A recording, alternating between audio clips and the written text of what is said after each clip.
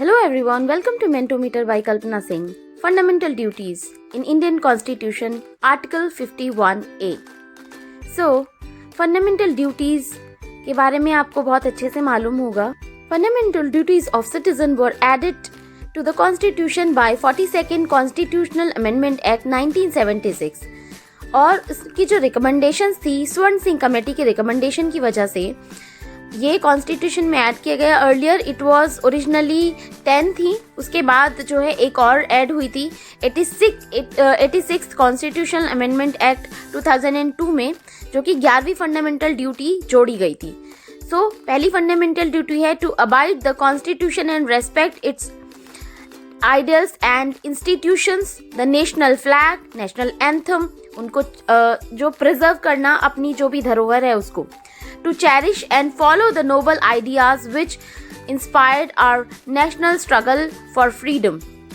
जितना भी हमारा नेशनल स्ट्रगल्स वगैरह थे, नेशनल फ्रीडम फाइटर्स थे, उनकी रेस्पेक्ट करना और उनको जो उनके आइडियाज थे उनको फॉलो करना. To uphold and protect the sovereignty, unity and integrity of India. अपनी तरफ से ऐसी कोई भी बात नहीं करनी है कि आपको इंडिया की इंटीग्रिटी को ठेस पहुंचाई जाए. To defend the country and render national services when called upon to do and so. जितनी भी नेशनल सर्विसेज के लिए अगर आपको बुलाया जाए तो you can go to that. To promote harmony and the spirit of common brotherhood amongst all the people of India, transcending religion, linguistic and regional or sectional diversities, to renounce practices derogatory to the dignity of women, to value and preserve the rich heritage of our composite culture, उसको preserve करना जो भी हमारा culture है, to protect and improve the natural environment including forest, lake, rivers, wildlife and to compose it for living organisms.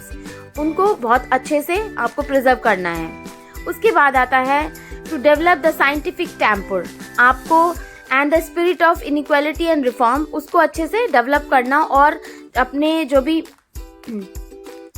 Nation को अच्छे से ध्यान रखना है कि हाँ कोई भी कल्चर है, किसी भी तरीके को जो भी अपने आसपास जो बच्चे हैं उनका साइंटिफिक टेम्पर अच्छे से डेवलप होना चाहिए.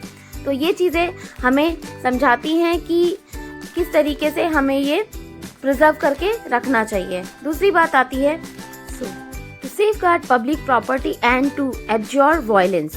क्योंकि आप कहीं भी जाते हो, किसी भी मॉन्यूमेंट वगैरह पे, उसको पब्लिक प्रॉपर्टी है उसको ख़राब नहीं करना है. जैसे मॉन्यूमेंट के लिए था तो ये भी है कि जैसे कोई भी राइट होता है, वायलेंस होती है तो वहाँ पे सबसे पहले पब्लिक प्रॉपर्टी को डिस्ट्रॉय किया जाता है, तो वो नहीं करना चाहिए. This is the fundamental duty.